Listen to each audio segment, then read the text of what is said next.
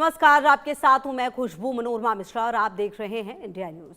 भारत और रूस की दोस्ती हमेशा से बुरे वक्त के साथी वाली रही है और अब इस अनूठे रिश्ते को और अधिक मजबूती देने के लिए एक बेहद चौंकाने वाला और क्रांतिकारी प्रस्ताव सामने आया है। रूसी उप प्रधानमंत्री मरात खुसुनलिस ने ये कहकर पूरी दुनिया की सुर्खियां बटोर ली कि रूस अब भारत तक पहुंचने के लिए एक डायरेक्ट रेल मार्ग की संभावना पर गंभीरता से विचार कर रहा है। वर्तमान में बोस्फोरस और स्ट्रेट ऑफ होर्मुज जैसे अहम समुद्री मार्गों पर लगातार मंडराते भू राजनीतिक जोखिम और तनावों के बीच रूस ने ये रेल सेवा शुरू करने की बात कही है। इस संभावित रेल कॉरिडोर का रूट तुर्कमेनिस्तान, ईरान, अफगानिस्तान और पाकिस्तान से होते हुए भारतीय महासागर तक पहुंचने का बताया जा रहा है। इस मेगा प्रोजेक्ट से केवल माल ढुलाई ही आसान और सस्ती नहीं होगी, बल्कि रूस, मध्य एशिया और दक्षिण एशिया के बीच पब्लिक टू पब्लिक यानी जन जन का संपर्क भी मजबूत होगा। अफगानिस्तान के साथ सीधी कनेक्टिविटी का रास्ता खुलेगा। साथ ही पाकिस्तान और ईरान के भू राजनीतिक समीकरणों के बीच भारत के लिए व्यापारिक मोर्चे पर कई नए और रणनीतिक द्वार खुलते हुए नजर आएंगे। ग्लोबल ट्रेड की तो आपको बता दें कि व्यापारिक मोर्चे पर कई नए और रणनीतिक द्वार जो हैं वो खुल सकते हैं। ग्लोबल ट्रेड की तस्वीर बदलने वाले इस महाप्रस्ताव पर अब हर किसी की निगाहें टिकी हुई है। ऐसे में सवाल उठता है, आखिर भारत को इससे क्या फायदा होगा और रूस के लिए कौन से रास्ते खुलेंगे। सबसे बड़ी बात तो ये होगी कि ट्रकों से रोजमर्रा की चीजों के पाकिस्तान और अफगानिस्तान पहुंचने में जितना समय और खर्चा आता है, रेल रूट से वो आधे से भी कम में हो जाएगा और निश्चित तौर पर यह भारत के लिहाज से बेहद महत्वपूर्ण हो सकता है। आने वाले समय में अगर ऐसे इजाद होती है ये सेवाएं तो निश्चित तौर पर भारत के लिए ये एक अच्छी बात रहेगी। ऐसे में देखिए, जो कुछ सवाल है, जो सर्वे है जो हमने किया है, वो अब आपको फटाफट बताते हैं कि क्या सवाल थे, क्या जवाब मिला है। सबसे पहला सवाल जो हमने सर्वे में किया वो ये कि रूस और भारत के बीच रेल सेवा शुरू होने को आप कैसे देखते हैं, ये हमारा पहला सवाल था। अब इसका देखिए क्या जो जवाब है किस तरीके से सामने आया है। क्रांतिकारी और ऐतिहासिक कदम है, 57% मानते हैं कि क्रांतिकारी और ऐतिहासिक कदम है। केवल एक सामान्य व्यापारिक घोषणा है, 11% ये भी मानते हैं कि सामान्य घोषणा है। दोनों देशों के बीच तनाव बढ़ाने वाला फैसला है, 10% ये भी मानते हैं। व्यवहारिक रूप से असंभव परियोजना है, 22% ये भी मानते हैं कि व्यवहारिक रूप से ये संभव है ही नहीं। अब दूसरा सवाल हमने सर्वे में किया, वो भी अब आपको फटाफट बता दें। इस रेल सेवा के शुरू होने से भारत रूस संबंध कितने मजबूत होंगे, ये सवाल हमने किया। अब देखिए इसका जवाब क्या क्या मिला है। पहला जवाब, रणनीतिक मोर्चे पर रिश्ते मजबूत होंगे, 45%, काफी बड़ी संख्या है जो कहते हैं कि रिश्ते मजबूत होंगे। संबंधों पर कोई विशेष प्रभाव नहीं पड़ेगा, 20% ये भी मानते हैं। संबंध और अधिक जटिल हो जाएंगे, 26% ये भी मानते हैं कि संबंध और जटिल हो जाएंगे। केवल सांस्कृतिक आदान प्रदान तक सीमित रहेंगे, 9% ये भी मानते हैं। अब जो तीसरा सवाल हमने किया इसमें पूरी तरीके से, वो देखिए वो सवाल क्या था, इस प्रस्तावित रेल कॉरिडोर के शुरू होने से भारत को क्या मुख्य लाभ मिलेगा, ये भी सर्वे में हमारा तीसरा सवाल था।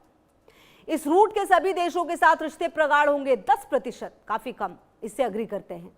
माल ढुलाई आसान और सस्ती होगी, 36%, ठीक ठाक संख्या है जो मानते हैं कि माल ढुलाई आसान होगी, सस्ती होगी। केवल सांस्कृतिक आदान प्रदान बढ़ेगा, 3%। अंतर्राष्ट्रीय व्यापार में काफी लाभ होगा, 51%, आधे से भी 1% ज्यादा कहते हैं कि अंतर्राष्ट्रीय व्यापार में लाभ होगा। अब जो चौथा सवाल हमने किया सर्वे में, वो भी आपको फटाफट बताएं। सर्वे में हमने पूछा चौथा सवाल कि ईरान और पाकिस्तान के परिप्रेक्ष्य से इस रेल रूट से भारत को क्या रणनीतिक लाभ मिल सकता है। अब देखिए जवाब क्या आया है और क्या उसमें परसेंटेज है।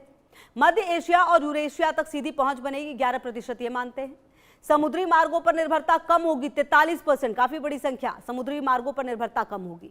भारतीय सेना की पहुंच बढ़ेगी, 11% ये भी मानते हैं। कर मुक्त व्यापार को बढ़ावा मिलेगा, 35% ये भी मानते हैं कि कर मुक्त व्यापार को बढ़ावा मिलेगा।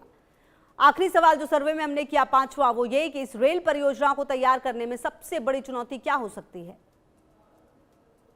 अब सबसे बड़ी चुनौती क्या है, देखिए सभी देशों के बीच राजनीतिक समन्वय बड़ी चुनौती, 28%। सभी देशों की हिस्सेदारी तय करने में बाधा आएगी, 20% ये भी मानते हैं। इंफ्रास्ट्रक्चर सबसे बड़ी चुनौती होगी, 22% इंफ्रास्ट्रक्चर को भी चुनौती मानते हैं।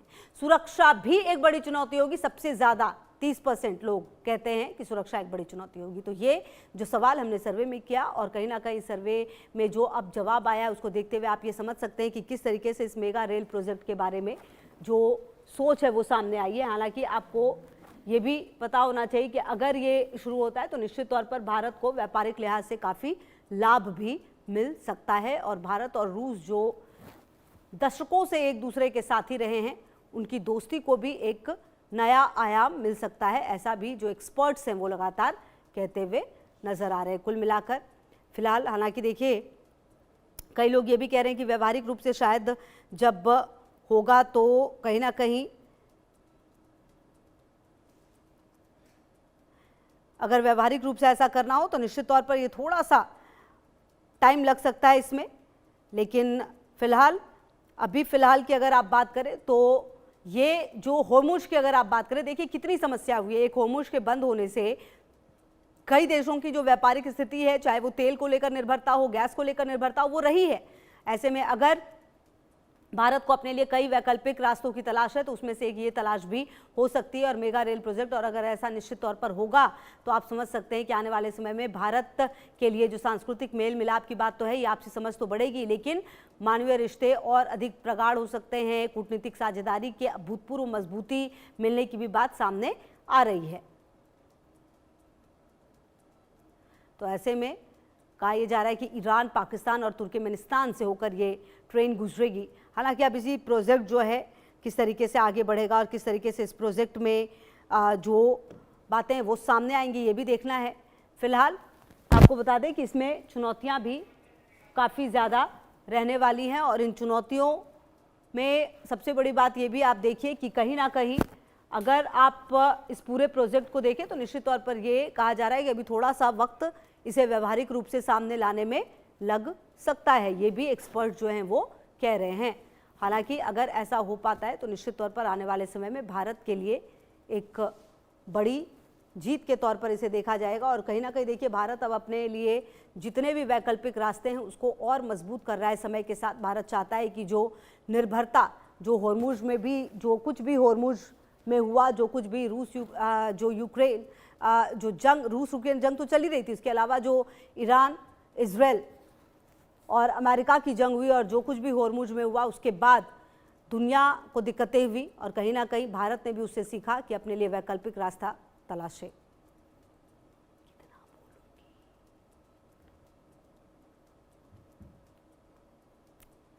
तो मॉस्को और नई दिल्ली के बीच सीधी ट्रेन सेवा और कहीं ना कहीं देखिए भारत रूस की दोस्ती को नई ऊंचाई मिलेगी, ऐसा भी कहा जा रहा है। हालांकि किस तरीके से ये देखना होगा, बेहद महत्वपूर्ण।